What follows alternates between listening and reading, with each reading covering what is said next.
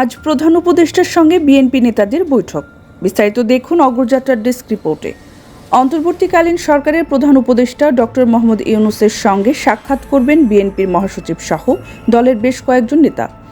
বুধবার প্রধান উপদেষ্টার বাসভবন রাষ্ট্রীয় অতিথি ভবন যমুনায় দুপুর 12টায় এই বৈঠক অনুষ্ঠিত হওয়ার কথা রয়েছে।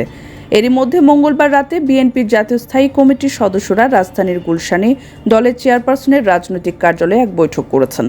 জানা গেছে, নির্বাচনী রোডম্যাপ সহ বিভিন্ন বিষয় নিয়ে অন্তর্বর্তীকালীন সরকারের প্রধান উপদেষ্টা অধ্যাপক ডক্টর মোহাম্মদ ইউনূসের সঙ্গে সাক্ষাৎ করবেন বিএনপি নেতারা।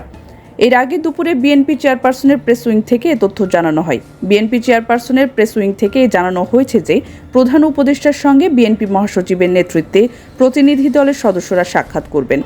বিএনপির চাওয়া অনুযায়ী ডক্টর মোহাম্মদ ইউনূসের কার্যালয় এই সময় দিয়েছে বলেও জানা গেছে।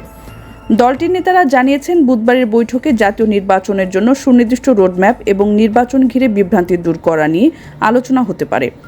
এছাড়া নির্বাচন নিয়ে সরকারের মনোভাব কী তা স্পষ্ট হওয়ার চেষ্টা থাকতে পারে। একই সঙ্গে দেশের বর্তমান রাজনৈতিক পরিস্থিতি নিয়েও কথা বলতে চান নেতারা।